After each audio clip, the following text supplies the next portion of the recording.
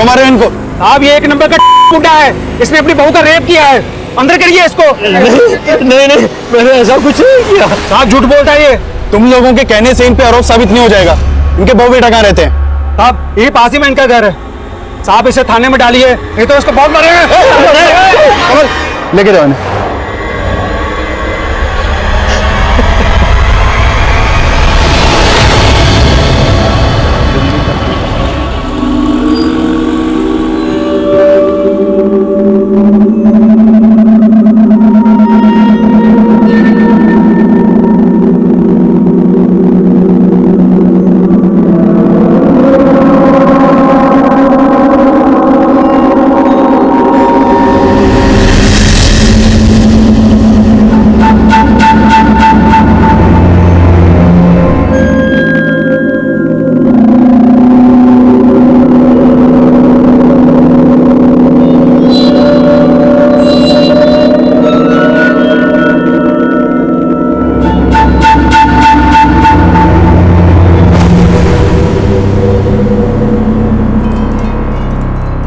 अरे क्या हो गया प्रकाश बाबू? मैं खाओगे क्या? क्यों बोल रहे हो सुबह सुबह? ये फाइल के लिए कंप्लीट की? तो नहीं की तो तुम कर दो ना यार। देखो अगर मैं कंप्लीट करूंगा तो तुम कोई ना कोई कमी तो निकालोगे। क्यों अपने वक्त को बर्बाद करूं? एक काम करो, तुम कंप्लीट कर लो, सारा काम मन के मुताबिक हो जाएगा। हाँ? काम तो मेरे मन मुताबिक ही होगा, लेकिन करोगे तुम। अगर 2 घंटे के अंदर ये फाइल कंप्लीट नहीं की ना, तो बॉस को कंप्लीट कर दूंगा तुम्हारी।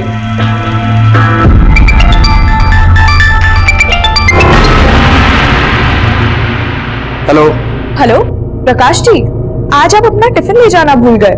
देखो माधुरी, मैं तुमसे बात करने के मूड में नहीं हूँ, बाद में फोन करता हूँ।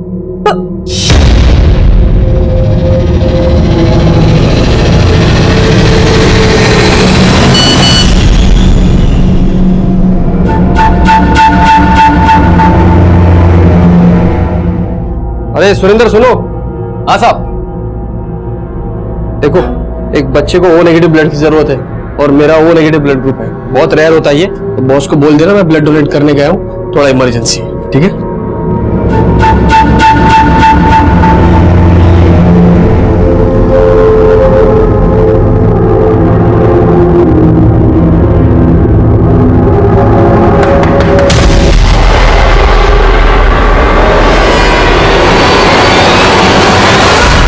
आप मोहन सैनी के बेटे और बहू हैं? जी हाँ। क्यों, क्या बात है? आपके फादर को हमने अरेस्ट किया है। आपके पड़ोसियों ने आरोप लगाया कि आपके ससुर ने आपके साथ जबरदस्ती की है। क्या? देखिए, घबराने की कोई बात नहीं, जो भी सच है आप हमें बताइए। नहीं सर, ऐसा कुछ नहीं है सर। लगता है हमारे पड़ोसियों ने आपसे झूठ बोला है सर। क्या बोला आप लोगों ने इनसे? चली जाइए यहां से। सर सच में ऐसा कुछ नहीं है, प्लीज उन्हें छोड़ दीजिए। आप बोलिए ना कुछ। जी हाँ सर, वो वीना सही बोल रही है। ठीक है।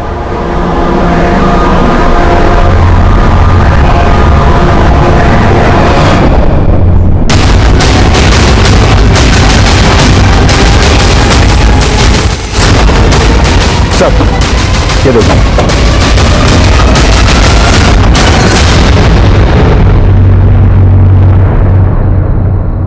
सर, सुबह एक दूध वाले ने इसकी लाश देखी तो कंट्रोल रूम में फोन किया, और ये देखिए लाश के पास सिर्फ ये बाइक मिली है, इसका मोबाइल पर्स सब गायब है। एंगल लूट का नहीं लगता। अगर मामला लूट का होता तो वो बाइक लेकर भी जाते। इसकी पहचान पता करो और देखो बाइक किस एड्रेस पे रजिस्टर्ड है। Okay sir.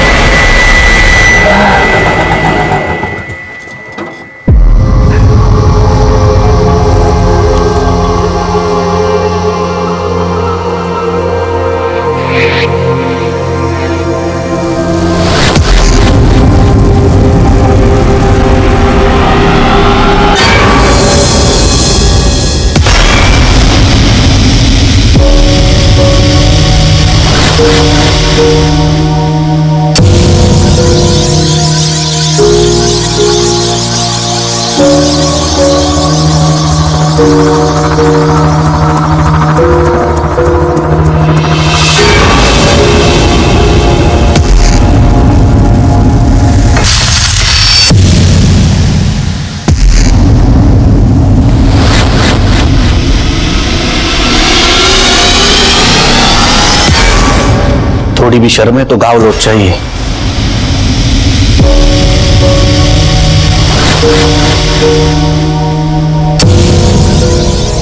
साहब, हमें ये आदमी अपने मोहल्ले में नहीं चाहिए। अंदर करिए इसको। थोड़ी भी शर्म है तो गाँव लौट चाहिए।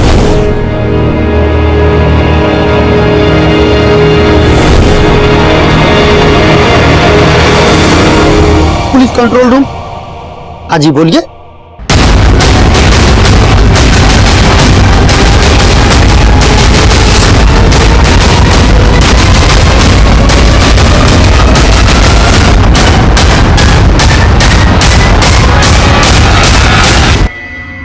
सर, उस लाश के पास जो बाइक मिली थी वो प्रकाश शर्मा के नाम पर मोती नगर के एड्रेस पर रजिस्टर्ड है।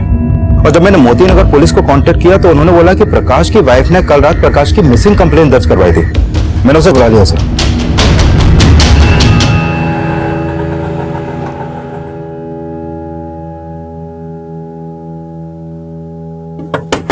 पापा, पापा जी, पापा, मुझे तो कुछ गड़बड़ लग रहा है। दरवाजा तोड़ दीजिए। पापा। सर, प्रकाश जी कल सुबह ऑफिस के लिए निकल गए थे। मैंने तभी उनको आखिरी बार देखा था। फिर ऑफिस जाने के बाद जब मैंने उनको फोन किया तो उनका मूड कुछ ठीक नहीं लग रहा था। प्रकाश जी, आज आप अपना टिफिन ले जाना भूल गए। देखो माधुरी, मैं तुमसे बात कर रही हूँ, मूड में नहीं हूँ, बाद में फोन करता हूँ। और फिर कल रात को जब वो ऑफिस से घर नहीं आए तो मैंने उनके ऑफिस वालों को भी फोन किया। वो कह रहे थे कि ऑफिस पहुंचने के बाद वो कहीं निकल गए।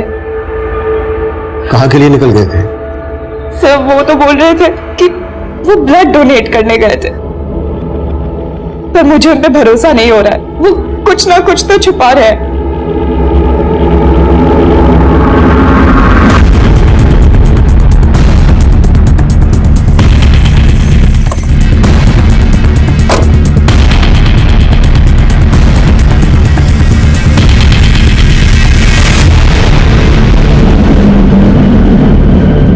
नहीं सर, हम लोग झूठ नहीं बोल रहे। सर, कल सुबह प्रकाश के नंबर पर किसी नंबर से मैसेज आया था। किसी बच्चे को ओ नेगेटिव ब्लड की जरूरत थी शायद। उसके बाद प्रकाश चला गया। एक बच्चे को ओ नेगेटिव ब्लड की जरूरत है और मेरा ओ नेगेटिव ब्लड ग्रुप है, तो बॉस को बोल देना मैं ब्लड डोनेट करने गया हूँ, थोड़ा इमरजेंसी है। वैसे प्रकाश ब्लड डोनेट करने कहाँ गया था? सर, ये तो हमें मालूम नहीं।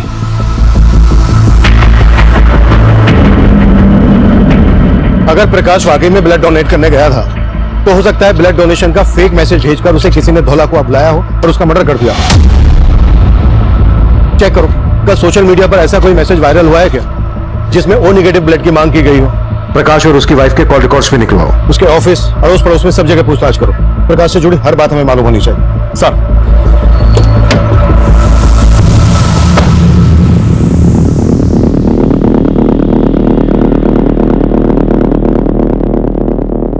हम अपने रिश्तेदार के यहाँ गए थे,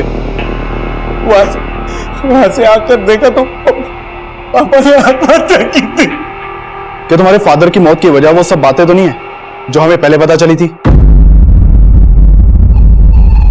सर, उसमें कोई सच्चाई नहीं थी। सच तो ये है सर कि पापा जी उन सारी बातों से बहुत दुखी थे।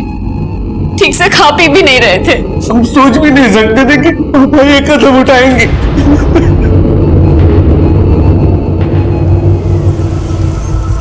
साहब, वैसे तो प्रकाश जी बहुत अच्छे आदमी थे, लेकिन ऑफिस में उनका सिर्फ एक ही इंसान के साथ पंगा था। किसकी बात कर रहे हो तुम? सर, पूर्णिमा मैडम। प्रकाश, ये कुछ एंट्रीज मुझे ठीक नहीं लग रही। दूर रहो। बिना टच के बात नहीं कर सकती क्या? क्या है ये? हाँ, मैंने तुमसे कितनी बार कहा है कि मैं एक शादीशुदा इंसान हूं और तुम जो सोच रही हो ना वैसा कुछ नहीं हो सकता। सर, उन्हें कुछ कहना ही था तो मुझे अकेले में कह दिया होता।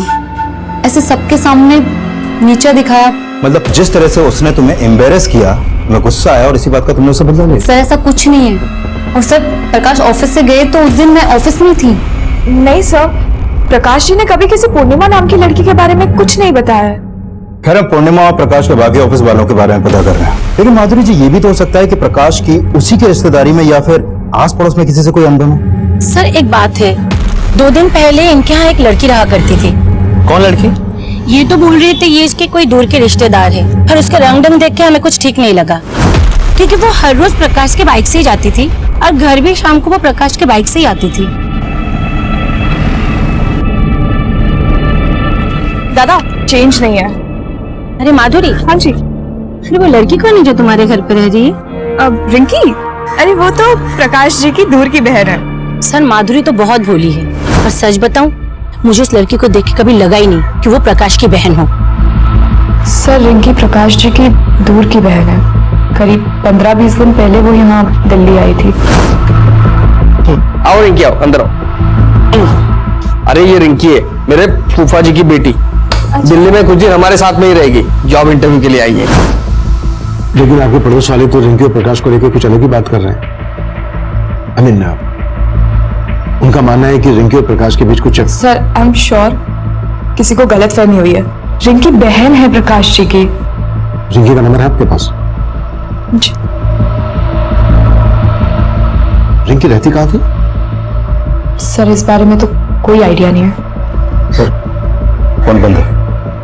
अच्छा, जब रिंकी आपके यहाँ से गई तो कहाँ गई थी ये तो पता होगा आपको? जी सर, रिंकी कुछ दिन और रुक जाती हमें बहुत अच्छा लगता। हाँ भी रुकने का मन तो मेरा भी था, पर अब क्या करूं, लखनऊ में जॉब इंटरव्यू है ना, वो भी इम्पोर्टेंट है इसलिए। पर इसके बाद मैं आपसे जरूर मिलने आऊंगी। आपने हमें बताया कि रिंकी आपके पति प्रकाश के मर्डर से एक दिन पहले ही आपके घर से गई थी और अब उसका मोबाइल फोन स्विच ऑफ आ रहा है। आपको कुछ अजीब नहीं लग रहा? आप कहना क्या चाहते हैं? रिंकी का कोई फोटो है आपके पास? जी सर।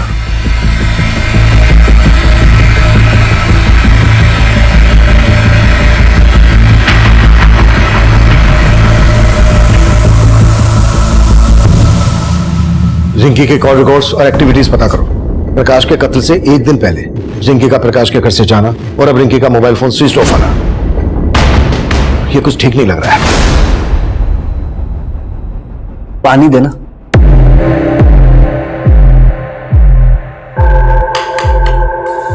अब तो पुलिस ने भी मान लिया कि पापा जी ने सुसाइड की थी, लेकिन उन्हें ये नहीं मालूम कि उन्हें मजबूर किया गया था। लेकिन सच तो तुम भी जानते हो और मैं भी। क्या क्या कहना क्या चाहती हो? यही कि अगर मैंने सबको सच बता दिया ना तो तुम रास्ते में चलने के काबिल भी नहीं रहोगे। ये क्या बोल रही है तू? पुलिस ने कहा था मुझसे कि बिना डरे सब सच बता दूं। कहो तो सब सच बता दूं?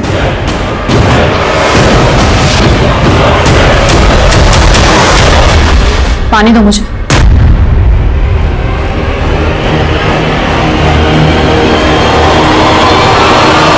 सर मैंने उस ब्लड डोनेशन के मैसेज का सोर्स चेक किया, वो मैसेज फेक नहीं था सर, गोविंदपुरा में एक हॉस्पिटल है जहां वाकई में एक बच्चे को ओ नेगेटिव ब्लड की जरूरत थी और मैंने कंफर्म किया कि प्रकाश ने अपना ब्लड वहां पे डोनेट किया था। सर प्रकाश के बारे में अभी तक जो भी सामने आया उससे ये तो साफ है कि प्रकाश काफी हेल्पफुल इंसान था। प्रकाश कितना हेल्पफुल आदमी था ये तो हमें रिंकी ही बता सकती है। रिंकी की कोई इंफॉर्मेशन? सर रिंकी का फोन नंबर पानीपत के एड्रेस पर रजिस्टर्ड है और प्रकाश की हत्या से एक दिन पहले रिंकी और प्रकाश इन दोनों का फोन जनकपुरी में एक साथ काफी टाइम तक एक्टिव था।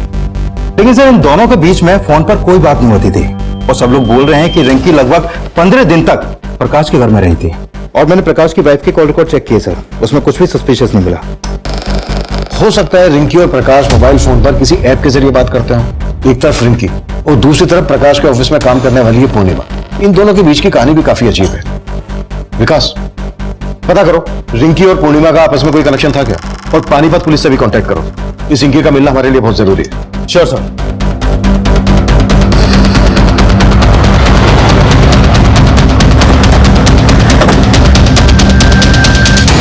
ये लड़की दिल्ली में थी? तुम जानते हो इसे? जी सर, इसका नाम रिंकी है। तकरीबन 15 दिन पहले इसके फादर ने यहां मिसिंग कंप्लेंट दर्ज कराई थी और फिर 2 दिन पहले रिंकी की लाश हमें मिली। रिंकी की लाश? जी सर, बहुत ही ब्रूटल मर्डर था सर। लाश के पास से हमें एक फोटो आईडी मिली रिंकी की, और उसके फादर ने भी शिनाख्त कर ली थी कि वो लाश रिंकी की ही थी। 5 दिन पहले तक रिंकी प्रकाश के साथ दिल्ली में रह रही थी, और जिस दिन रिंकी प्रकाश के घर से गई उसके अगले ही दिन हमें प्रकाश की लाश मिली, और उसके 2 दिन बाद रिंकी की लाश मिलती है यहां पानीपत में, और प्रकाश की लाश मिली थी हमें दिल्ली में। लेकिन सर, हमारे इन्वेस्टिगेशन में प्रकाश नाम के किसी आदमी की जानकारी हमें नहीं मिली। लेकिन प्रकाश ने अपनी वाइफ को बताया था कि रिंकी उसकी दूर की बहन है। वेल, हमें रिंकी के फादर से मिलना है, शायद वो प्रकाश के बारे में जानते हो। सर, अब रोने से क्या होगा? गई तो गई, ससुरी औलाद ही ऐसी पैदा हो गई थी। कोई जरूरत नहीं है ऐसी लड़की के लिए रोने की। आवाज आती है।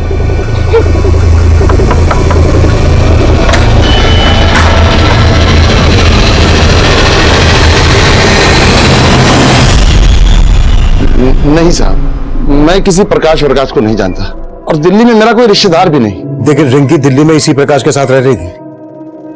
कहीं रिंकी और प्रकाश का कोई चक्कर वक्कर तो नहीं था? ऐसा क्यों कह रहे हैं आप? क्यों मेरी मरी बेटी को बदनाम कर रहे हैं? देखिए, हमारा इरादा किसी को बदनाम करने का नहीं है, हम हमारा काम कर रहे हैं। दिल्ली में प्रकाश का मर्डर हो गया है। रिंकी दिल्ली गई थी तो क्यों गई थी? और वो प्रकाश के मर्डर के तुरंत बाद पानीपत में आई, तो पानीपत में रिंकी का मर्डर किसने किया होगा? मेरी भी समझ में कुछ नहीं आ रहा है, और मैं किसी प्रकाश को नहीं जानता।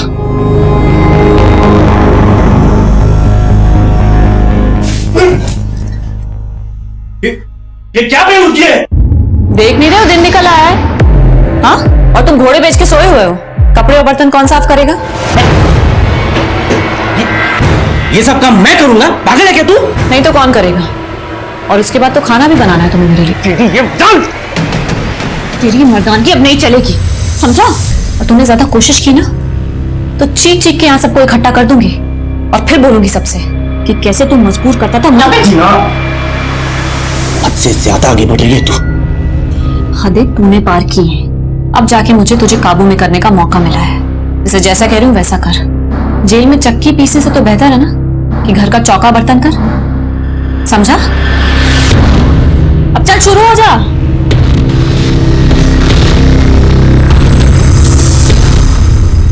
सर, ये प्रकाश की पोस्टमार्टम रिपोर्ट। सर, प्रकाश की मौत से पहले उसको काफी पीटा गया था, और सर पानीपत पुलिस से रिंकी की पोस्टमार्टम रिपोर्ट के बारे में पता चला है। सर, रिंकी की बॉडी पर भी काफी एक्सटर्नल इंजरी के मार्क्स मिले हैं, और मारने से पहले उसके साथ रेप भी किया गया था। प्रकाश का मर्डर रिंकी के मर्डर से 2 दिन पहले हुआ, और इन दोनों का मर्डर जिस तरह से हुआ है, ऐसा लग रहा है जैसे इन दोनों का कोई कॉमन दुश्मन रहा होगा। सर, रिंकी को लेकर प्रकाश ने अपनी वाइफ से झूठ बोला था। अरे ये रिंकी है, मेरे फूफा जी की बेटी। तो रिंकी और प्रकाश का आपस में कोई अफेयर तो नहीं? ये एक्स्ट्रा मैरिटल अफेयर से ज्यादा ऑनर किलिंग का मामला लग रहा है। शायद रिंकी के फादर को रिंकी और प्रकाश के अफेयर के बारे में पता चल गया होगा, और उसको यह पता चल गया होगा कि रिंकी पानीपत से भागकर दिल्ली में प्रकाश के साथ रहने लगी है। इसलिए रिंकी के फादर ने प्रकाश को यहां मार डाला और रिंकी को पानीपत ले जाकर मार डाला होगा, ताकि दोनों केस आपस में कनेक्टेड ना लगे। लेकिन सर, रिंकी का रेप हुआ है। क्या आपको वाकई में लगता है कि रिंकी के रेप और मर्डर में इसके बाप का हाथ होगा? रिंकी के फादर को ऐसे हम क्लीन चिट नहीं दे सकते। रिंकी के फादर की कुंडली निकालो, और ढोला कुआं में जहां प्रकाश की लाश मिली थी आसपास के सीसीटीवी खंगालो। शायद कोई ऐसा आदमी कैप्चर हुआ हो जो रिंकी और प्रकाश से ताल्लुक रखता है, इन दोनों में से किसी एक से ताल्लुक रखता हो। इन दोनों के कॉल रिकॉर्ड से हमें कुछ नहीं मिला है। इन दोनों के सोशल मीडिया अकाउंट चेक करो, शायद वहां से कुछ मिल जाए। राइट।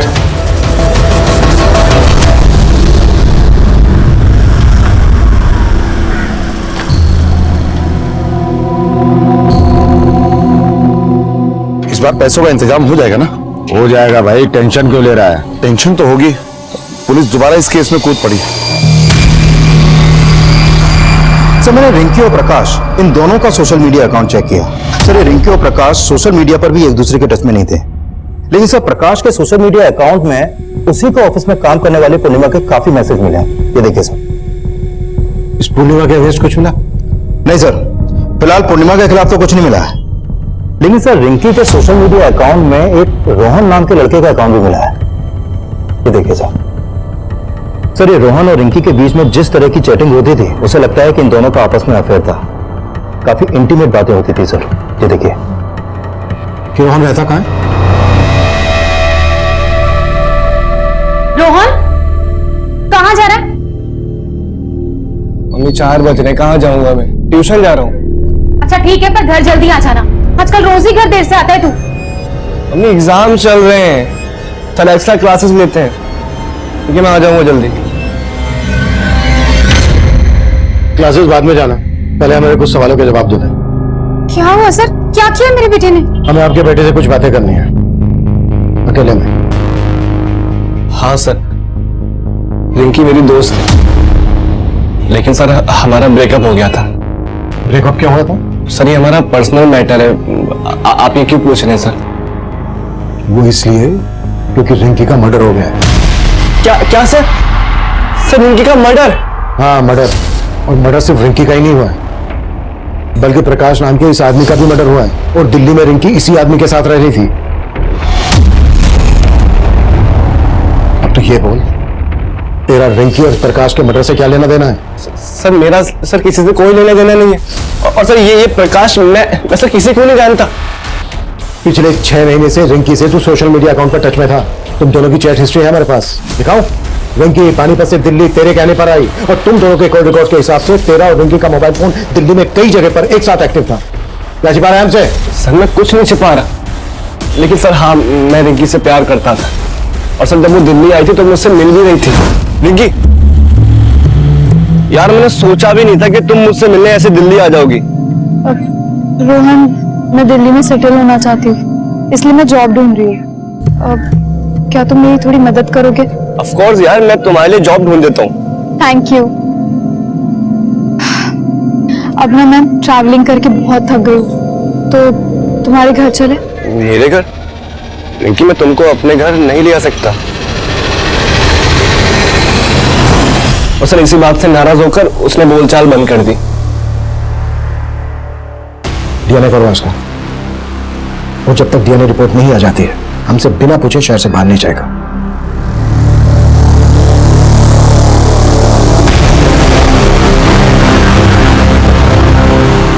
नौकर कहाँ? तुम तो पति हो मेरे, फिर बीवी की सेवा करने से क्या परहेज? सेवा जी तो करता है तेरा गला दबा दूं। फिर तो तुम्हारे बचने की रही से ही कसर भी नहीं बचेगी। पुलिस से बचना चाहते हो ना, तो मुझे बचा के रखो, और जरा प्यार और नजाकत से पेश आओ। कांच हूं मैं, चटक गई ना तो खूनम खून तुम हो जाओगे। ये लड़का रिंकी का दोस्त है, हो सकता है रिंकी के साथ ये लड़का भी यहाँ पर कभी आया हो। नहीं सर, ये लड़का कभी नहीं आया यहाँ। सर, रिंकी का फोन अभी अभी पालम में एक्टिव हुआ था, और फोन अभी भी चालू है। व्हाट?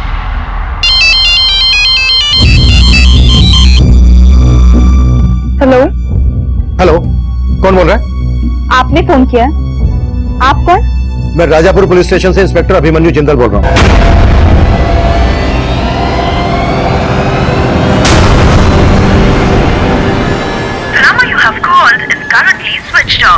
रिंकी का फोन किसी लड़की ने उठाया था, पर स्विच ऑफ। विकास, पालम में जहां रिंकी का फोन एक्टिव हुआ था, वहां अपनी एक टीम भेजो। हो सकता है हमारा ध्यान भटकाने के लिए किसी ने रिंकी का फोन एक्टिव किया हो, और अपने खबरियों को रिंकी का फोटोग्राफ दो, पता लगवाओ कि पालम में रिंकी का कहां आना चाहना था। रिंकी के फादर से भी मिलो। सर। रोहन, रोहन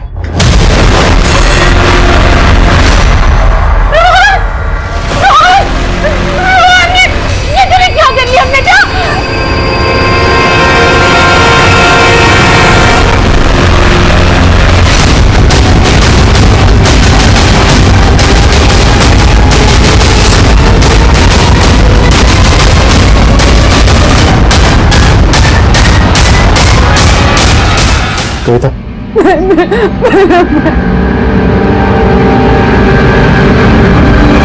सर पहले रोहन से बात करके ऐसा लगा नहीं था कि वो हमारी पूछताछ की वजह से सुसाइड कर लेगा। हमें यह भी समझना होगा कि अचानक से रिंकी के फोन एक्टिव होने का क्या चक्कर है और उसके बाद रोहन ने सुसाइड किया।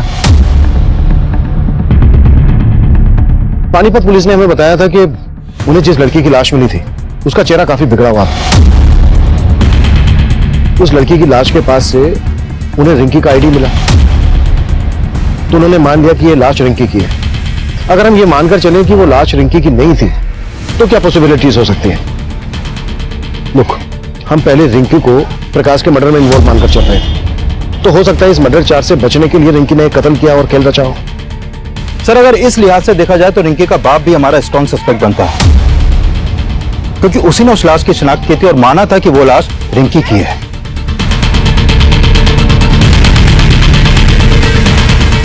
अगर रिंकी जिंदा थी तो फिर वो लड़की कौन थी जिसे रिंकी मानकर रिंकी के घर वालों ने उसका अंतिम संस्कार कर दिया? तब हमारे पास डीएनए करके ये जानने की गुंजाइश नहीं थी कि वो लाश रिंकी की ही थी या रिंकी की हत्या हुई थी। वहीं सर्कमस्टेंशियल एविडेंस ये साफ कर रहे थे कि रोहन ने आत्महत्या ही की थी। लेकिन रोहन के दिमाग में क्या चल रहा था? उसके आत्महत्या करने की असल वजह क्या थी? ये तब हमारी कुछ समझ में नहीं आ रहा था, पर हमारे लिए ये जानना बेहद जरूरी था कि रिंकी के नंबर पर जिस औरत से मेरी बात हुई थी वो वाकई में रिंकी थी या कोई और। हमने अपना खबरी नेटवर्क फैला दिया। रिंकी से जुड़े सवालों का जल्द से जल्द हल ढूंढने की हम कोशिश में जुट गए थे।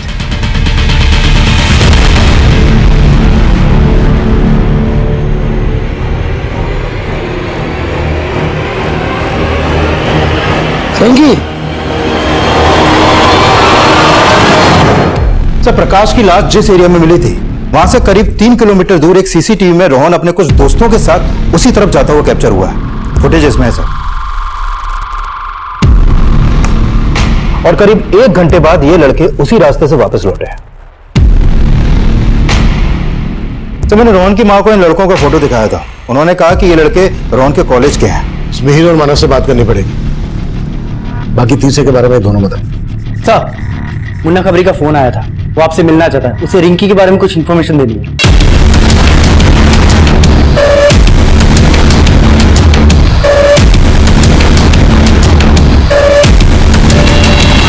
सर मुझे कोई गलतफहमी नहीं हुई है, वो लड़की यही थी सर, रिंकी। रिंकी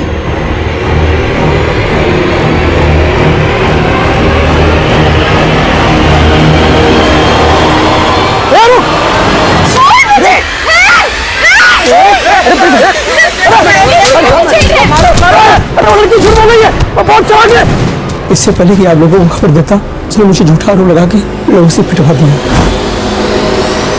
ये बहुत बड़ा गेम लगता है विकास।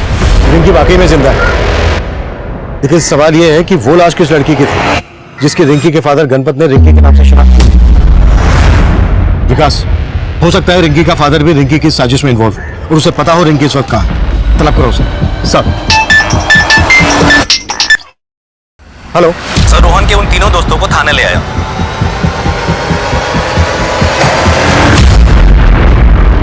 सर कोई मुंह नहीं खोल रहा है, बोल रहे हैं ना ये रिंकी को जानते हैं ना प्रकाश को।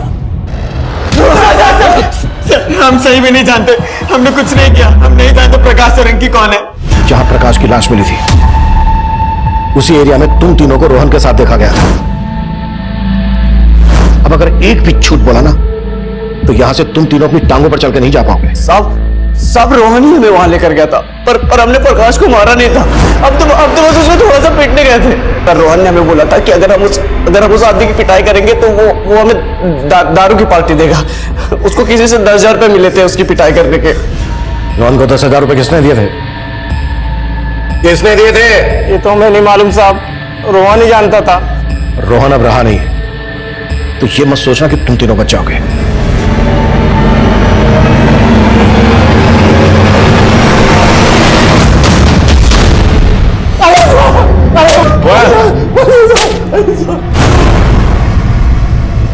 रिंकी कहा? क्या कह रहे हैं साहब? यही साहब तो थे जो रिंकी की लाश दिखाए थे साहब। अब आप पूछे रिंकी कहाँ? टंकी बंद कर। जिस लाश की शिनाख्त तूने की थी वो रिंकी की नहीं थी। रिंकी जिंदा है अभी। और अब ये बोल, अभी कहाँ है वो? हम सच कह रहे हैं साहब, हमको नहीं मालूम। तोड़ते रहो। नहीं साहब, अरे हम साहब।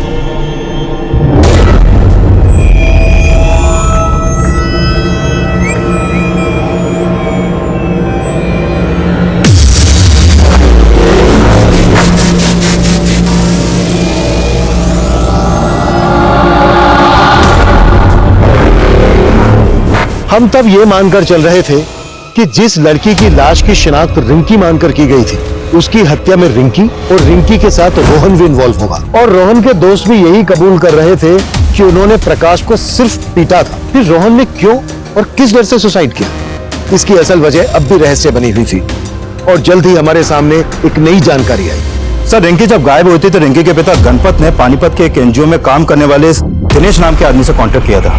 सर, इस दिनेश के पॉलिटिकल कनेक्शन काफी अच्छे हैं। इसने पानीपत के एमएलए से मिलकर पुलिस पर रिंकी को ढूंढने का दबाव डाला था और फिर रिंकी की लाश मिलने के बाद इसने गणपत को मुआवजा दिलाने के लिए एमएलए को अप्रोच भी किया और फिर एमएलए ने रिंकी का मुआवजा देने के लिए प्रपोजल फाइल भी कर दिया था, लेकिन वो अभी भी अंडर प्रोसेस है। इसका मतलब गलत लाश को पहचानने का मसला मुआवजे के लालच से भी जुड़ा हो सकता है सर। और ये भी पता चला है कि दिनेश के एनजीओ में ऐसी कई लड़कियां हैं जो सुन और बोल नहीं सकती और अंदर की खबर ये है कि ये उन लड़कियों को एमएलए समेत कई मिनिस्टर्स और बिजनेसमैन को भी सप्लाई करता है। साहब आप गलत कर रहे हैं, ये आप नहीं जानते मैं क्या कर सकता हूँ। तू नहीं जानता मैं क्या क्या कर सकता हूँ। तेरे बारे में सब कुछ पता कर लिया हमने। तेरे एनजीओ की ये लड़की विनीता गायब है। नहीं सुन सकती थी, मैं बोल सकती थी। अब तू ये बोल, ऐसे ही बताएगा या फिर 3rd डिग्री की परमिशन लूं? विकास साहब मैं बताता था, मैंने कुछ नहीं किया साहब।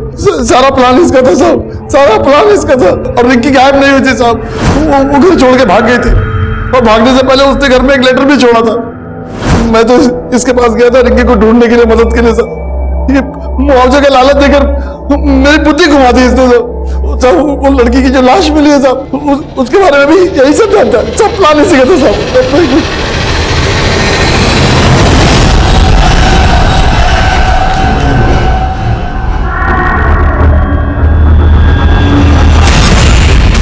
उसको मारकर मैंने उसका चेहरा भी काट दिया, रिंकी की आईडी उसके पास रख दी। तब तक गणपत ने उसकी शिनाख्त कर ली साहब। मैंने सोचा कि इसकी बेटी के लिए सरकार से कुछ मुआवजा दिला देंगे और आधा आधा बांट लेंगे, लेकिन साहब प्रकाश के मर्डर से हमारा कोई लेना देना नहीं है साहब। ये बोलो रिंकी कहाँ है? मुझे नहीं मालूम साहब, मुझे नहीं मालूम।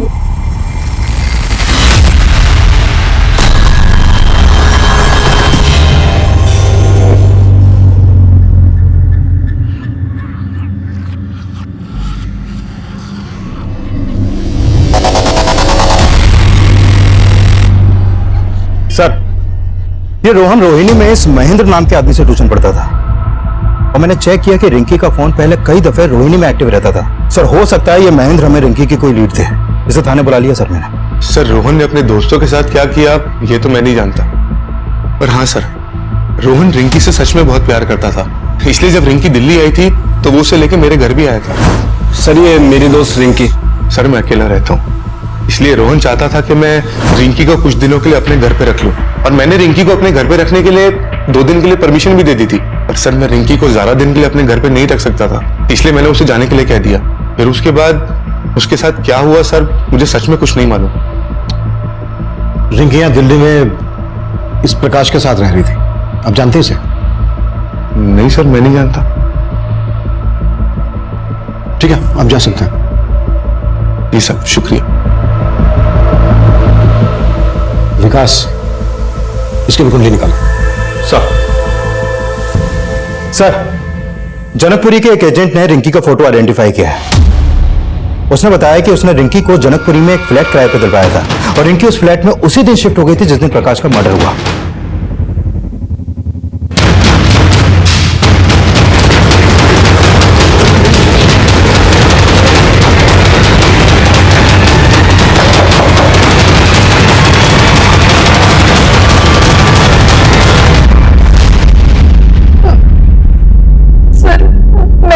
प्रकाश जी को नहीं मारा। तो अब तक सामने क्यों नहीं आई थी?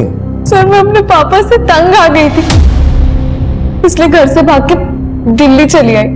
और फिर मुझे मालूम पड़ा कि मेरे पापा ने दूसरी लड़की को मेरी लाश मानकर उसका अंतिम संस्कार कर दिया था। सर मैं बहुत डर गई थी, इसलिए छिपी हुई थी। छिपी इसलिए थी क्योंकि तुम प्रकाश के मर्डर में इन्वॉल्व हो। अब सच सच बोलना, तुम्हारे और प्रकाश के बीच क्या रिश्ता था? सर जैसा आप सोच रहे हैं वैसा बिल्कुल नहीं है सर, बल्कि प्रकाश जी ने तो मुझे अपने घर में रहने की जगह दी थी। उनकी वाइफ और उनके साथ मैं घुल मिल गई थी, लेकिन मुझे क्या पता था कि सिचुएशन इतनी वियर्ड हो जाएगी। अरे माधुरी तौलिए नहीं ना, माधुरी।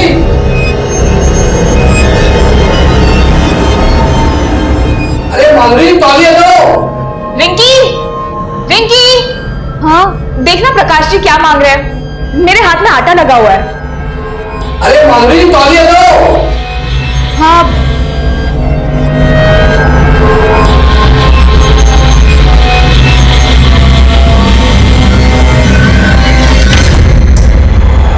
सॉरी।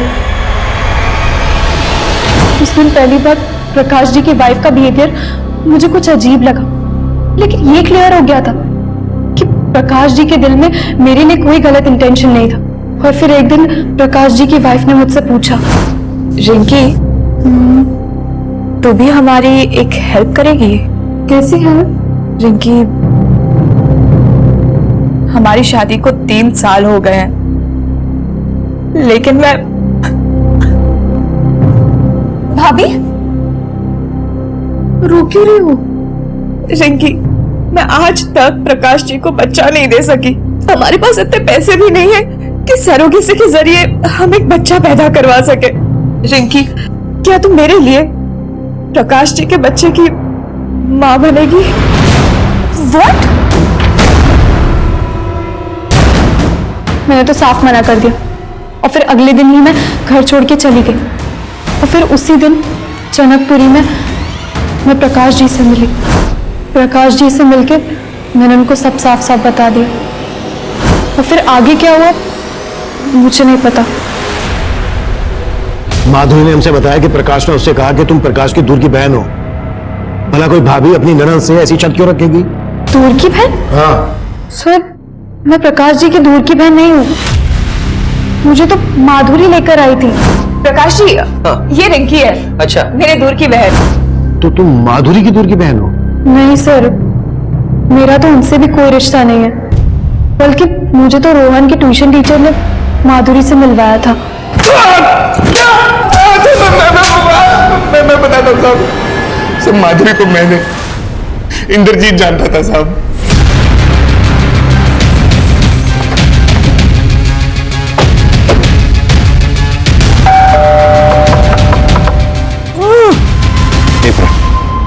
अंदर से कुछ आवाज आ रही है।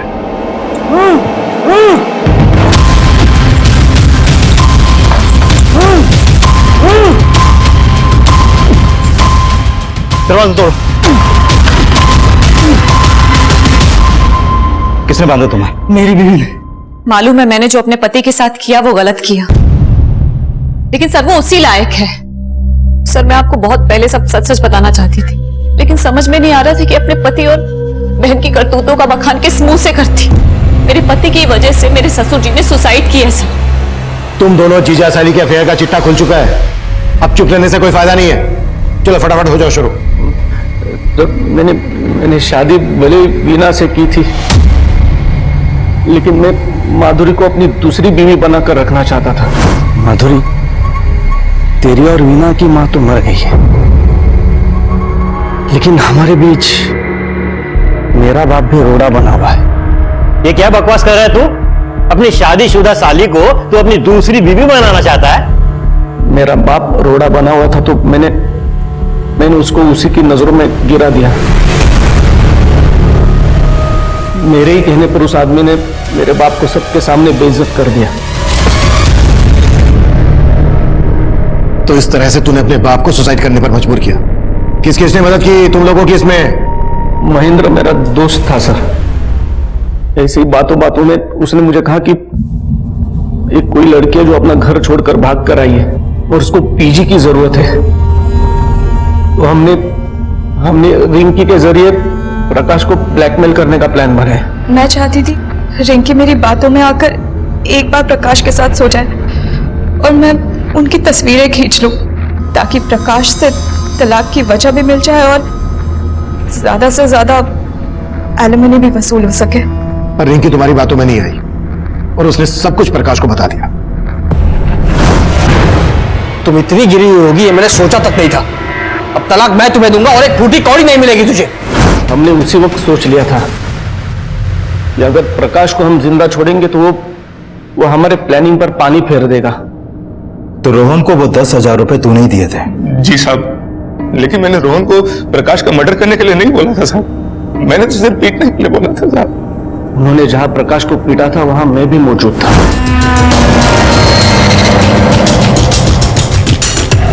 प्रकाश की मौत के बाद जब आपने रोहन से पूछताछ की तो वो डर गया था साहब, और जब वो मुझसे मिला तो मैंने उसको और डरा दिया था साहब। देखो रोहन, मैं तो मानता हूं कि तुमने और तुम्हारे दोस्त ने मिलकर प्रकाश को सिर्फ पीटा था, लेकिन पुलिस इस बात पर यकीन नहीं करने वाली। और सबसे जरूरी बात यह है कि अब तो उन्हें रिंकी की लाश भी मिल गई है। अगर तुमने मेरा नाम लिया ना, मैं तो सिर्फ कुछ ही दिनों के लिए अंदर जाने वाला हूं, मुझे थोड़ी सी सजा होगी, लेकिन तुम पे 2-2 मर्डर केसेस लगेंगे, फांसी हो जाएगी तुम्हें। तेरी इसी ऊंची हरकत की वजह से रोहन ने अपनी जान दे दी। तुमने सिर्फ प्रकाश को नहीं मारा है, बल्कि रोहन और तुम्हारे बाप मोहन की मौत के जिम्मेदार भी तुम लोग ही हो। मन तो कर।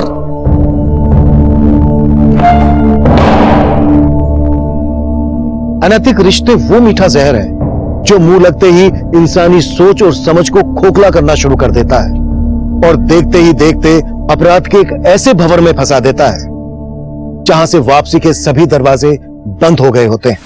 इंद्रजीत और माधुरी भी इसी राह पर थे और वो पूरी जिंदगी सलाखों के पीछे यही सोचकर पछताएंगे। उनका एक गलत कदम उन्हें कभी सलाखों से बाहर नहीं निकाल पाएगा। देखते हैं हमारे आज के एपिसोड की दूसरी कहानी।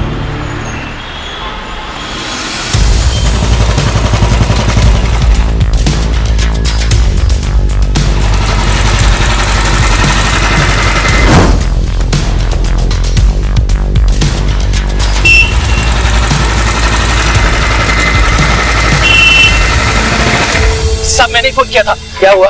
सब वो पटारे ने मेरी संजना को मार डाला सब। सब उसका बोटी करके चूल्हे पे पटा डाला सब। चलिए ना सब चलिए। सिंधे, ये नरपिशाच कांड जैसे केस लगता है। इधर सब ये पटारे का घर है सब सब इसी ने मेरी संजना को डराना बड़ा। कौन है? अरे एक मिनट, कौन है? सब ये पटारे, ये देखिए सब क्या चल रहा है इधर।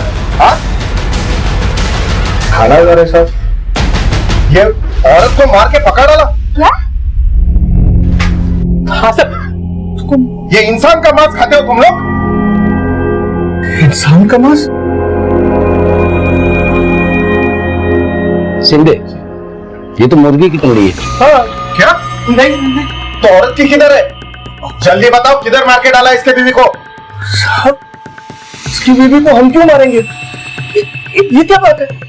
सब झूठ बोल रहे हैं साहब, इसी ने मेरी संजना को सब। ये देखो साहब, राजेश भाऊ, वो संजना भाभी मिल गई। कहाँ? वो 4 नंबर के चट्टा लड़कों ने उनको सोसाइटी के ऑफिस में बंद करके रखा था। तो साहब, हम पे इल्जाम लगा रहा है।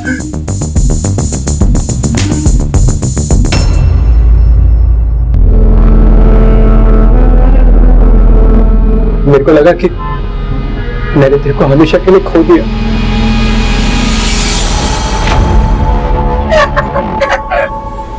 साहब, आप है ना वो 4 नंबर वाले के ऊपर किडनैपिंग का केस करो। तूने क्या पुलिस वालों को पागल खाने का चौकीदार समझ रखा है? क्या ये दोबारा ऐसा घटिया मजा किया ना, तेरी मुर्गी पका डालूंगा।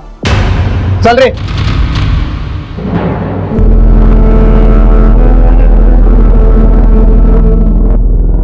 राजेश की हालत तो बिगड़ती जा रही है। जब से संजना उसको छोड़ के भागी है, वो मुर्गी को ही संजना समझने लगा है। ढोलकिया सेठ, सच में ये संजना भाभी मुर्गी में तब्दील हो गई हैं। क्या नाटक है रे? हाँ, तुम लोग के ना सोसाइटी में भी बेवकूफ है और ये सिक्योरिटी में भी बेवकूफ है। समझ जाओ तुम लोग, नहीं तो सोसाइटी मुर्गियों का पोल्ट्री फार्म बन जाएगा। चल रे मोहिते।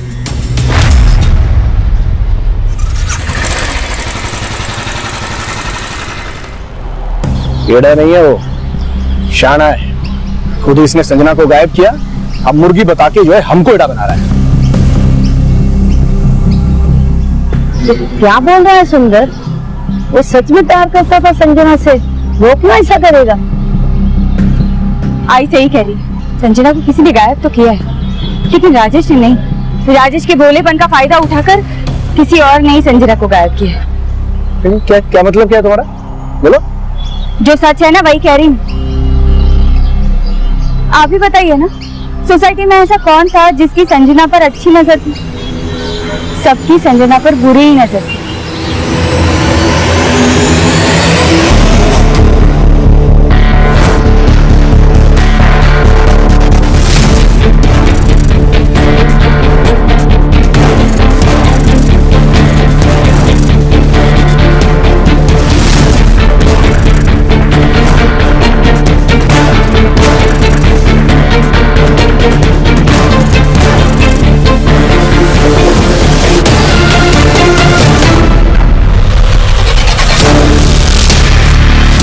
Morning madam.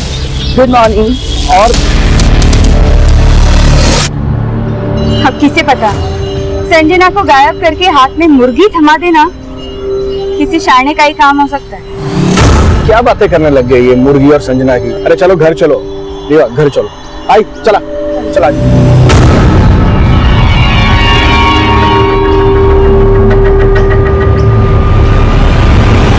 नमस्कार, मैं senior inspector Avinash Rajput, crime petrol Dastak में आप सभी का स्वागत करता हूं। पुणे की एक हाउसिंग सोसाइटी में रहने वाली संजना को किसी ने गायब कर दिया, या वो खुद गायब हो गई थी। ये दोनों बातें सच मानी जा सकती हैं, क्योंकि सिक्के के दोनों पहलू सही होते हैं। लेकिन अगर आपसे कोई ये कहे कि सिक्के का तीसरा पहलू भी होता है, तो ये बात सबका ध्यान खींचती है। ये केस भी एक ऐसे ही विचित्र पहलू से जुड़ा हुआ था, जहां एक नामुमकिन सी बात को सच माना जा रहा था। एक जीती जागती संजना मुर्गी बन गई, और ये बातें एक ऐसे अपराध को दस्तक दे चुकी थी जिसे न सिर्फ उस सोसाइटी के लोगों ने, बल्कि पुणे पुलिस के 2 कांस्टेबल्स ने भी नजरअंदाज कर दिया। ठीक उसी दौरान मेरे पास एक केस आया जो पुणे से 250 किलोमीटर दूर रायगढ़ के मौली गांव का था। उस केस की इन्वेस्टिगेशन के दौरान ऐसा बहुत कुछ हुआ जो वाकई आपको हैरान कर देगा कि इंसानी दिमाग क्या क्या कारस्तानियां करने में सक्षम है।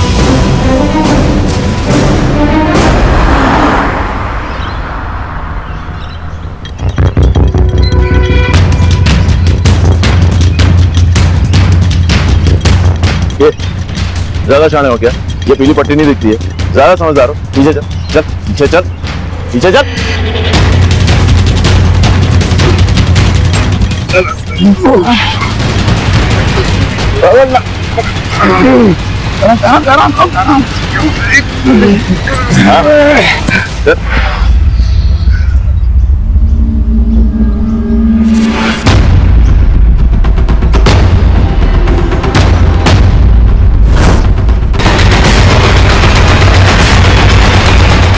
सर, ऐसा तो कुछ नहीं मिल रहा जिससे इसकी शिनाख्त हो सके। यहाँ बॉडी डंप करके गया, इतना तो शाना होगा, आसपास कोई सबूत नहीं छोड़ेगा। पोस्टमार्टम के लिए भेजो। सर, मर्डर काफी ब्रूटल है और तकरीबन 7-8 दिन पहले इसका मर्डर हो चुका है। ये निशान देखकर लग रहा है कि किसी ने इसको पीछे से पकड़ा और किसी तेज हथियार से इसका गला रेत दिया। हो सकता है कातिल की इस लड़की से कोई रंजिश हो, इसलिए चेहरा इतनी बुरी तरह से बिगाड़ दिया। रेप के कोई साइंस? नो, रेप के कोई साइंस नहीं है, but yeah this girl was sexually active. मे भी शादीशुदा हो। उम्र का अंदाजा? ये कोई 28 या 30 साल। पोस्टमार्टम के वक्त ऐसे कोई चीज मिली है जिससे आइडेंटिफिकेशन में कोई आसानी हो? नहीं, ऐसा तो कुछ नहीं मिला। हाँ, बीइंग अ वुमन मैं एक चीज कह सकती हूँ कि अपना बहुत ध्यान रखती थी। आई मीन मैनिक्योर पेडिक्योर करवाना। यू कैन सी इसने बहुत ही एक्सपेंसिव नेल पेंट यूज किया हुआ है, जो गांव की लड़की आमतौर से ठीक है, मतलब शहर की लड़की है। या यू कैन से। इसका मतलब इस लड़की को मार के डंप करने के लिए ही मौली गांव ले जाया गया होगा। Excuse me.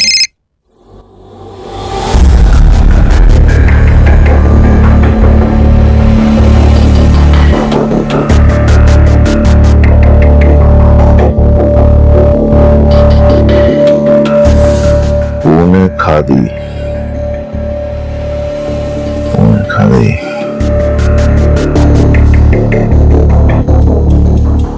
ये तो ऑनलाइन कपड़ों का सेलर है सर। तब तो हर एक कस्टमर के मोबाइल नंबर और एड्रेसेस सेलर के पास होने चाहिए। ये punekhadi.com से सेल्स के रिकॉर्ड्स निकालो पिछले 1 साल के। पिछले 1 साल में जिस किसी ने भी इस पैटर्न और साइज की कुर्ती खरीदी है उनके मोबाइल नंबर और एड्रेसेस मुझे चाहिए, ठीक है? और पोस्टमार्टम के मुताबिक 8 या 9 दिन पहले लड़की का मर्डर हुआ है, यानी 28 या 29 जुलाई को। इन 2 दिनों के मौली गांव के मोबाइल फोन के डम डाटा निकलवा, ठीक है? हो सकता है इस कुर्ती खरीदने वाली का फोन मौली गांव में उन दिनों एक्टिव हो। सर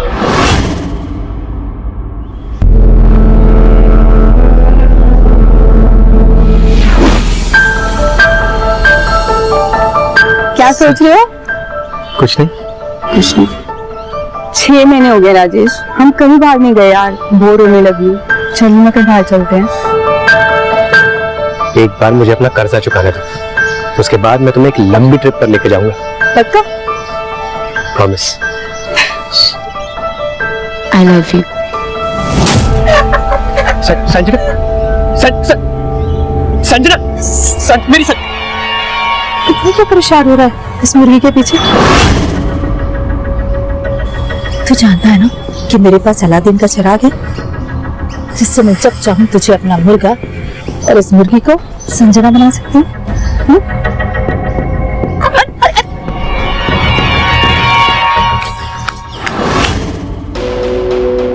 हमने माउली गांव के डम डाटा से एक नंबर 0 डाउन किया है सर, जो punekhadi.com के एक ऑनलाइन कस्टमर का है।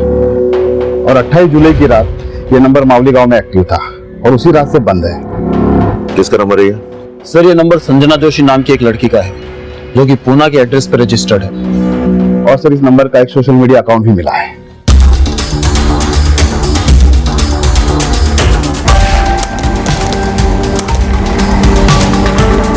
ये सर कह नहीं सकते कि ये वही लड़की है, और इस संजना जोशी की कहीं कोई मिसिंग कंप्लेंट भी नहीं मिली है सर। तब तो एक पॉसिबिलिटी ये भी है कि संजना इस लड़की के मर्डर में इन्वॉल्व है, तभी मर्डर की रात से उसका फोन बंद है। सच क्या है ये तो संजना जगह पूना जाकर ही पता चलेगा।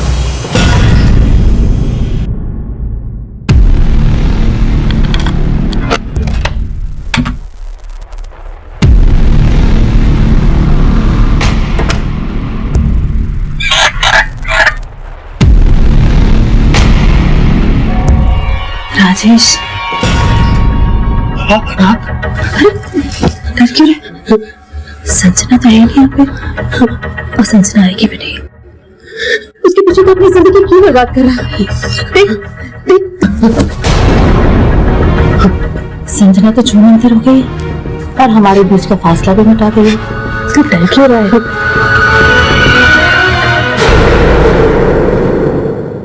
सर, इस लड़की की किसी भी तरह की क्रिमिनल एक्टिविटी से जुड़ी कोई भी बात हमारे थाने में नहीं आई है, और ना ही इस लड़की के मिसिंग होने की रिपोर्ट हमें पता चली है। हमें इस लड़की के एड्रेस पे जाना है। क्या हुआ? वो बोलना चाह रहे हैं आप लोग? जी सर। बोलिए। सर दरअसल वो कुछ दिन पहले इस लड़की के एड्रेस से एक फालतू की कंप्लेंट आई थी। इसका पति एकदम सटकेला है सर, कुछ भी बोलता है। मोटी मोटी करके चूल्हे पे पका डाला साहब। सिंधे, ये तो मुर्गी की टंगड़ी है। हाँ, क्या? मुर्गी? हाँ? ठीक सुना मैंने, एक आदमी अपनी पत्नी को मुर्गी समझता है। हाँ साहब, पूरा का पूरा मेंटल केस है। वो मेंटल होगा, लेकिन आप अकल घास करने गई थी उस दिन? हाँ? आप लोगों को यह जानने समझने की बिल्कुल जरूरत महसूस नहीं हुई कि असली संजना किधर है? मुर्गी की कहानी लेके वापस आ गए। Sorry sir, sorry.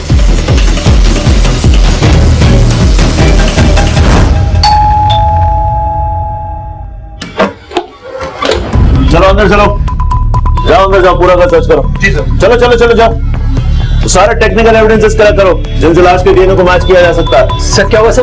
किसकी लाश? मेरी बीवी संजना का मर्डर हुआ है। अबे येड़ा बनने का नाटक बंद कर, समझा? मेरी बीवी संजना का मर्डर? लेकिन वो मर कैसे सकती है? संजना नहीं मरी तो वो किसी और को मार के भाग गई है।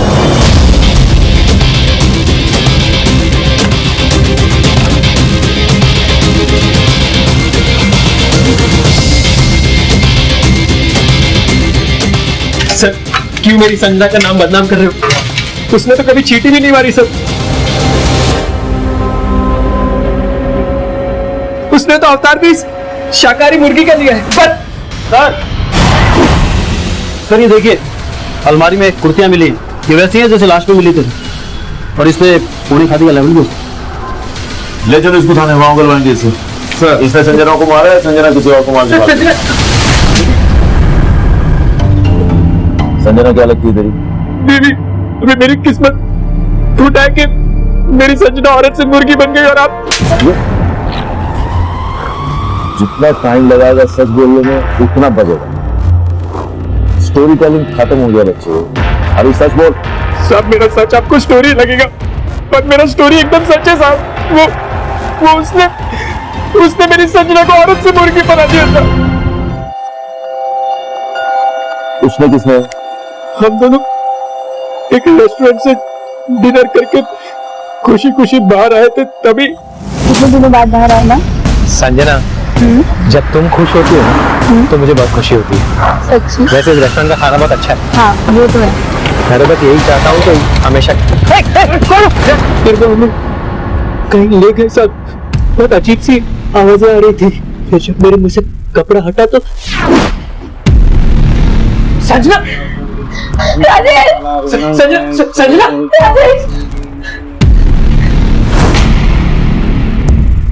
ढोलकी से ये जाओ तुम लोग। मैंने तुझे 10 लाख रुपए कर्ज दिए, जो तेरी वापस देने की नीयत नहीं दिख रही। मैंने देखा कि ढोलक के सेठ वहां पर एक मायावी तांत्रिक को लेकर आया था।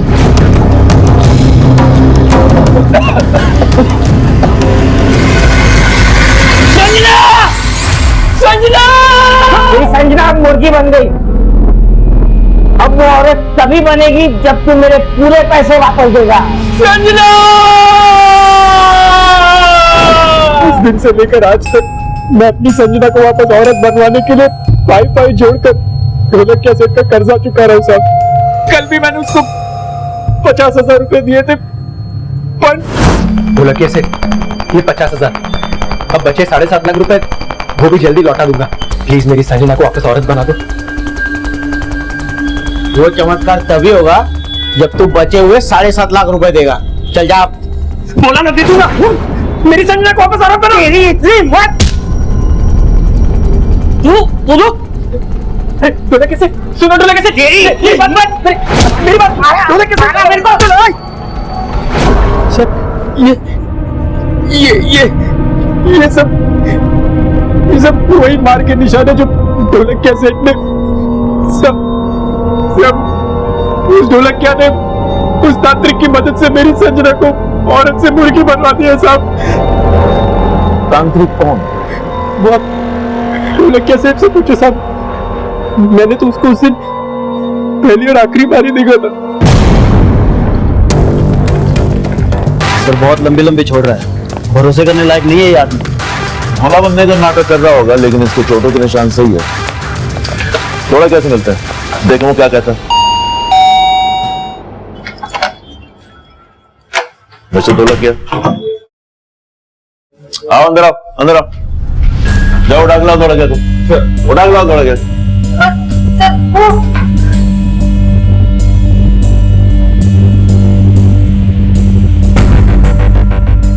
सर भाग गया? तेरे पति ने संजना को मारा है, इसलिए हमारे आने से पहले गायब हो गया। नहीं सर, ये सारी बातें झूठ है। संजना को कैसे मार सकता है कोई? वो जब मरी ही नहीं, वो जिंदा है। तो तेरे पति ने संजना को कैद किया हुआ है और अपना पैसा वसूलने के लिए राजेश को बेवकूफ बनाकर उसे ब्लैकमेल कर रहा था। नहीं सर, वो तांत्रिक ने सच में संजना को मुर्गी बना के रखा है। कहाँ तेरा पति? कहाँ बोल? वो राजेश को जब आपने गिरफ्तार किया था तो वो डर के मारे फिर वापस तांत्रिक के पास गए संजना को मुर्गी से। और बस यार,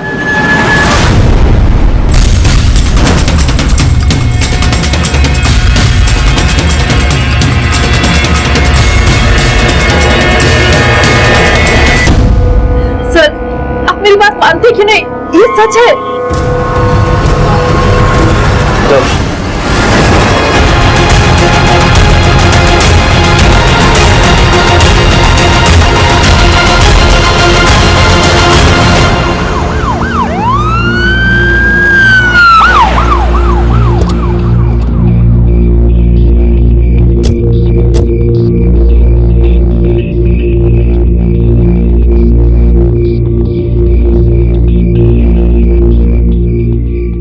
चल गाड़ी।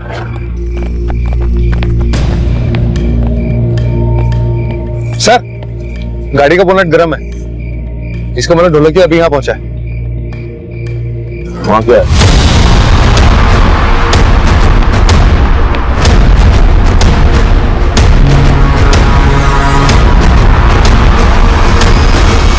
ये तो तांत्रिक है। ढोलकिया इसको मार के भाग गया ताकि ये ना पता चले कि संजना को मारा गया था और छिपा के रखा गया। सर्च करो आसपास, जो कोई होगा। चलो जल्दी।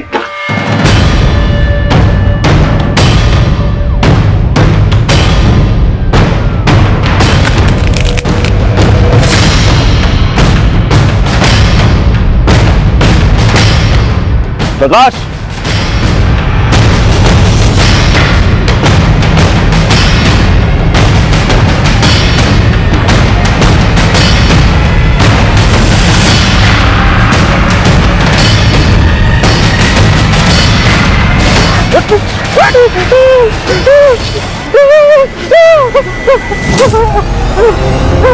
मैंने संजय को नहीं मारा साहब। क्या ये?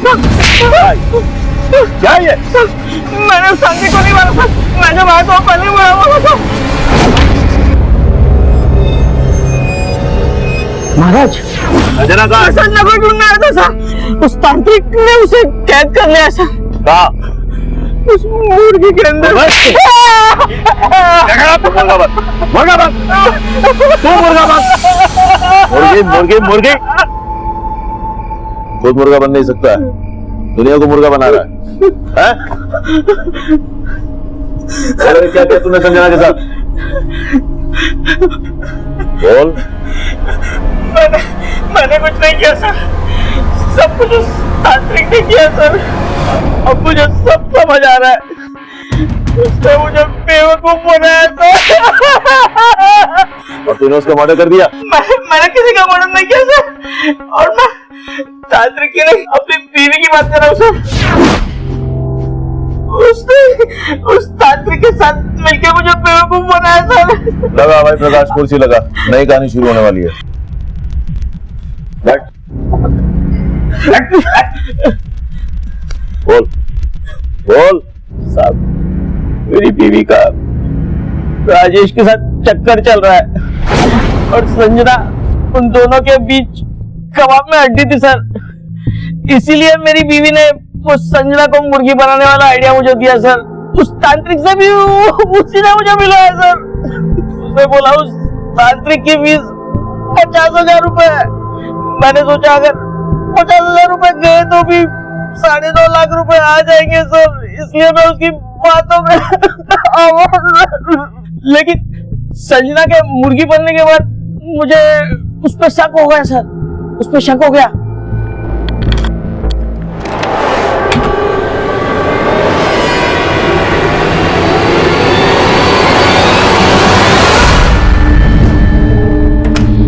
तब मुझे लगा कि जरूर उस तांत्रिक ने दुआ करके संजना को कहीं गायब करके उसकी जगह मुर्गी बैठा दी होगी सर। और जब मैं उसे पैसे दे रहा था ना, तब भी मुझे उस पर डाउट हुआ सर। ये तुम्हारी फीस। अच्छा, ये संजना का है? अरे दे तो दी उसके पति को मुर्गी बना के। तुमको क्या लगता है मैं सी बन गया? हाँ, खैर जो भी हो, जब तक मेरे पूरे पैसे नहीं मिल जाते ना, संजना का ख्याल रखना। भारत का था उसने संजना को? वो तो उससे पता होगा सर, या फिर मेरी बीवी को। आज भी मुझे उसी ने भेजा था सर उस तांत्रिक के पास, खुद को बचाने के लिए।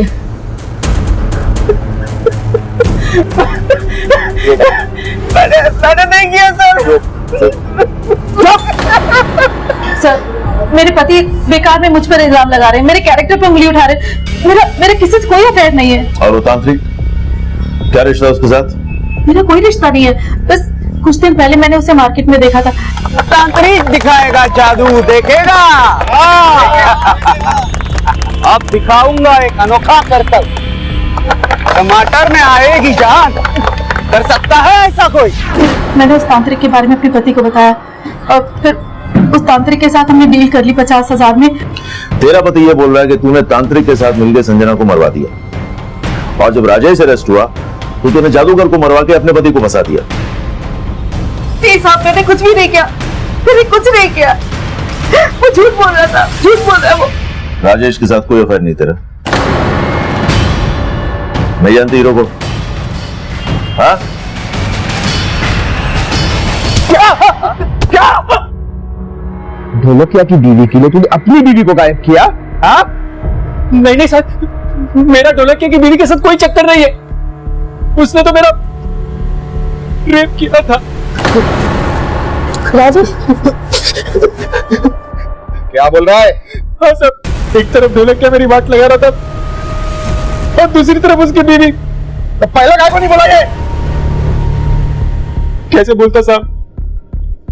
एक औरत ने मेरी इज्जत लूट ली थी। राजेश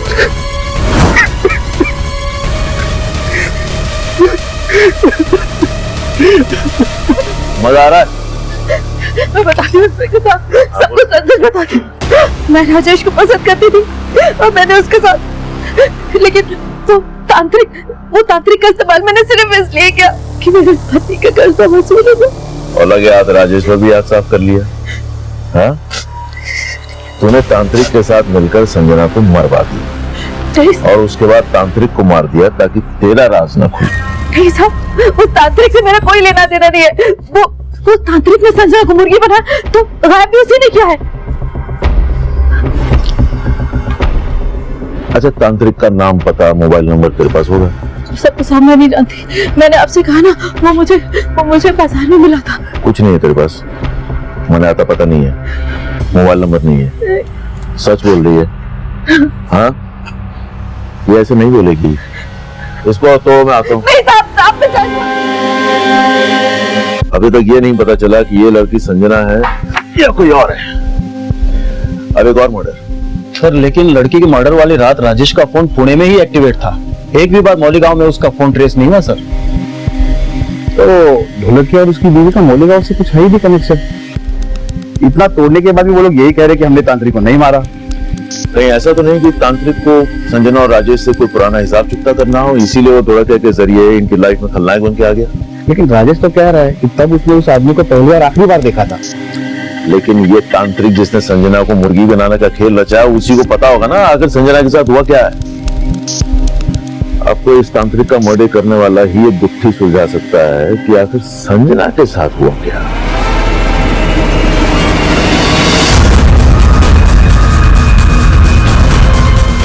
हाँ साहब, फोटो मिला एक आदमी का। सुन, उस आदमी के बारे में हमें सिर्फ इतना मालूम है कि वो हाथ की सफाई में माहिर था। तू अभी अपना टैलेंट दिखा, पता कर कौन था, कहाँ का था, और जल्दी अपडेट दे।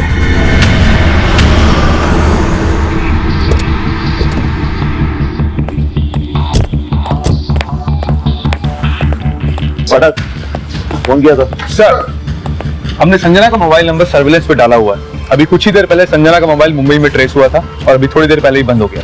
तब तो इसके दो ही मतलब है, या तो संजना जिंदा है या कोई और उसका फोन इस्तेमाल कर रहा है। वो जो बाल हमने संजना के घर से डीएनए टेस्ट के लिए भेजा, उसका क्या हुआ? डीएनए रिपोर्ट आने में टाइम है सर अभी। सर पर यह भी तो हो सकता है कि जिस लड़की की लाश उस कुएं में मिली थी वो संजना हो ही ना। मेरे कहने का मतलब ये है कि पहले जो आप थ्योरी बना रहे थे उसमें संजना ने उस लड़की को मारा और फिर वो गायब हो गई।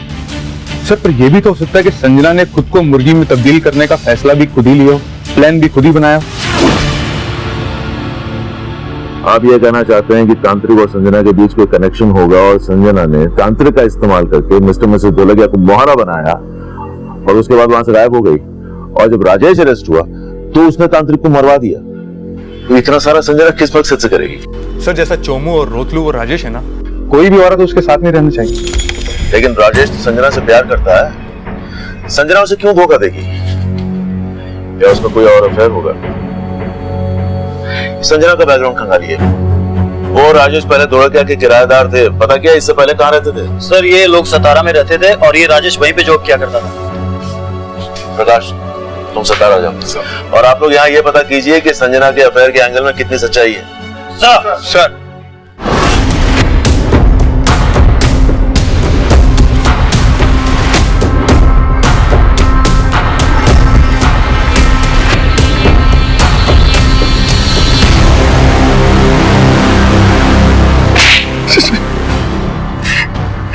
साहब आपको कोई गलत फहमी हो रही है साहब, मेरा इसमें कोई लेना देना नहीं है। हमने पता किया, जब से संजना गायब हुई है तू 4 दफे मुंबई गया है और संजना का मोबाइल भी मुंबई में ही ऑन हुआ है। बरगा? Yes sir. अब तू ये बोल, संजना कहाँ छुपी है? मुंबई तो मैं अपने काम से गया था साहब। हाँ, लेकिन जरा उसके साथ अफेयर तो था। एक ही सोसाइटी में रह के कितने सारे फोन किए तूने उसको? देख ले। अब एक भी झूठ बोला ना तो सोच ले।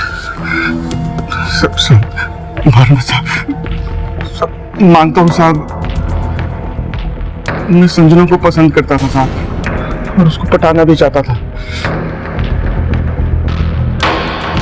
क्या पता तूने संजना के साथ मुंबई में ही कहीं घर बसा लिया हो? ऐसा कुछ नहीं है साहब, आई शपथ।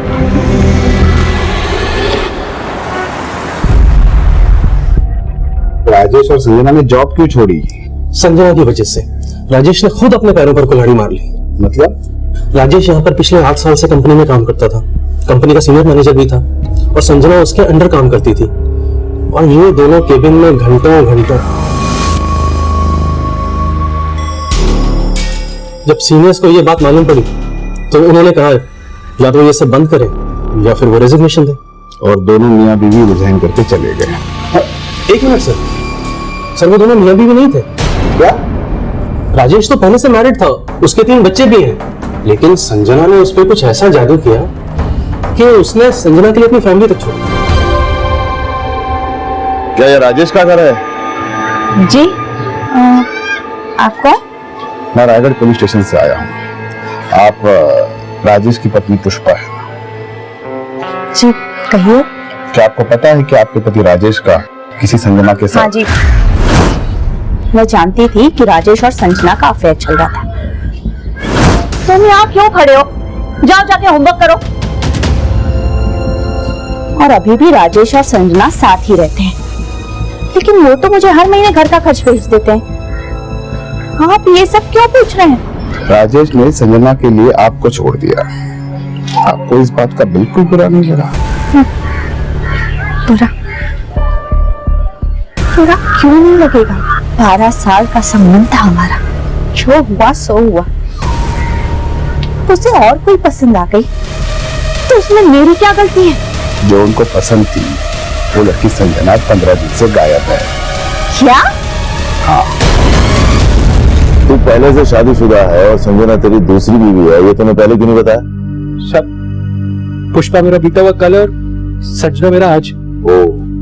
मैंने पुष्पा ने हम आपसी सहमति से अलग हुए सब, और मैं हर महीने उसको घर का खर्चा भी भेजता हूँ सब। तुझे बिल्कुल नहीं लगता कि तेरी बीवी ने संजना से बदला लेने के लिए उसे गायब कर दिया? नहीं साहब, और संजना गायब थोड़ी हुई है, वो तो मुर्गी। अब वो वापस औरत कैसे बनेगी साहब? सब संजना का फोन फिर से मुंबई में उन लोग है।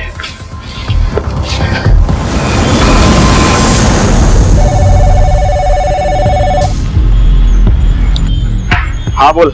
खबर मिली उस आदमी का जिसका फोटो आपने भेजा था। कौन है वो? धनिया नाम था साहब। आपने बोला था वहाँ की सफाई करता है, वो तो संगम चौक पे भीख मांगता था साहब। ठीक है, रखो। तब ये केस एक ऐसे मकाम पर आकर फंस गया था जहां हमें कोई रास्ता नजर नहीं आ रहा था। संजना के गायब हो जाने का रहस्य ही बना हुआ था। हमें यह बात नहीं समझ में आ रही थी कि मौली गांव में मिली इस लड़की की लाश और पुणे की संजना के गायब हो जाने के बीच अगर कोई कनेक्शन था भी तो वो था क्या? क्या संजना विक्टिम थी या गुनहगार? उसी वक्त हमें यह भी स्ट्रांगली फील हो रहा था कि संजना ने ही तांत्रिक के साथ मिलकर खुद को मुर्गी अवतार साबित करने का यह शातिर खेल रचा होगा। लेकिन जिसे तांत्रिक समझा जा रहा था वो भिखारी निकला जिसके आगे पीछे कोई नहीं था। फिर उसका मर्डर क्यों और किस मकसद से? अब इस केस से जुड़े सभी सस्पेक्ट्स के किसी भी स्टेटमेंट पर हमें कोई भरोसा नहीं था, सो हमने केस रिविजिट किया और उसी दौरान संजना का फोन एक बार फिर मुंबई के मीरा रोड इलाके में एक्टिवेट हुआ।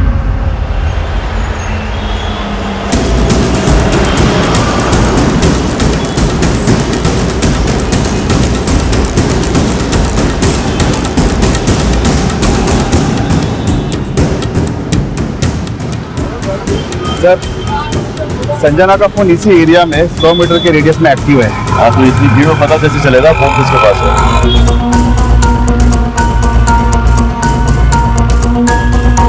आप लोग एक काम करो, फिलहाल तो यहाँ फैल जाओ, तुम ये सामने वाली लेन पकड़ो, तुम इस वाली लेन में जाओ और आप इस वाली लेन में जाइए। आप लोग जाइए, मैं आपको बताता हूँ।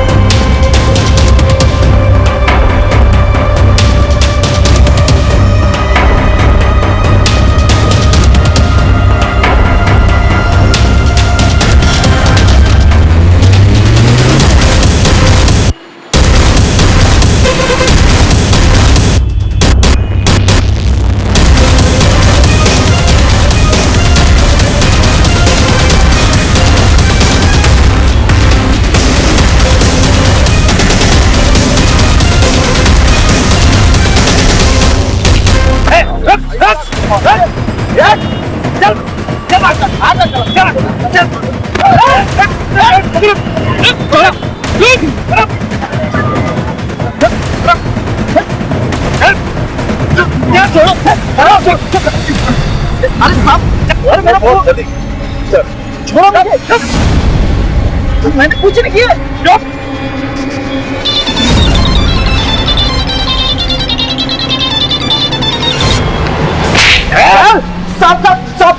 साहब मैं सच बता रहा हूँ, ये फोन मेरा नहीं है, मुझे रास्ते में पड़ा हुआ मिला था साहब, और मैं किसी संजना को नहीं जानता साहब। संजना को औरत से मुर्गी बनाने का प्लान तेरा था?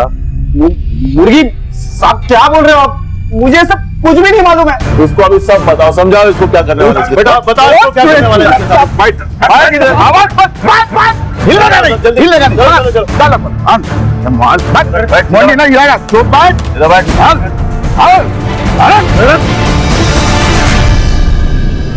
पहचानो इसको।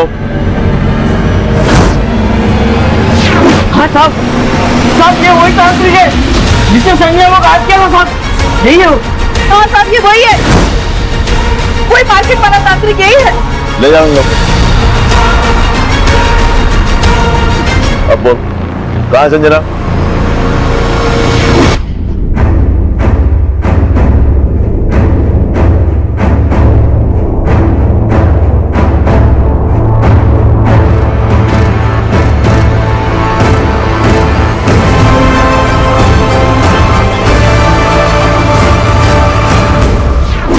सारा ड्रामा करने के लिए तुझे किसने कहा था?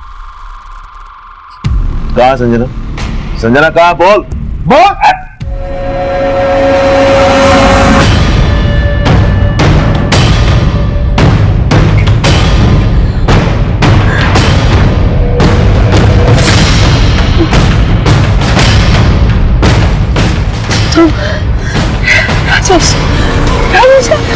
तूने मर्डर किया संजना का?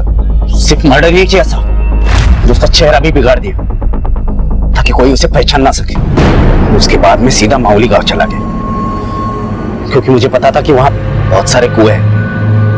उन्हीं में से एक कुएं में मैंने उसे फेंक दिया। मुझे पहले से ही पता था कि जैसे ही संजना को मुर्गी बनाने का सच सामने आएगा, आप सबसे पहले उसी तांत्रिक को ढूंढोगे। इसलिए मैंने उसकी भी तैयारी पहले से ही कर रखी कि मैं मेरी जगह किसको टपकाऊंगा।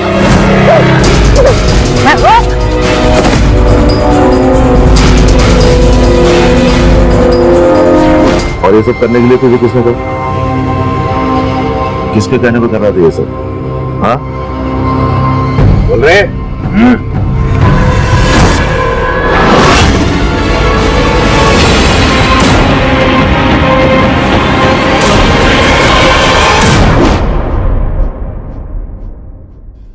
मैं संजना और पुष्पा दोनों के बीच में पिसता जा रहा था। मैंने सोचा पुष्पा को अपने रास्ते से हटा देता हूँ, लेकिन फिर सोचा कि बच्चों का बोझ मेरे ऊपर आ जाएगा।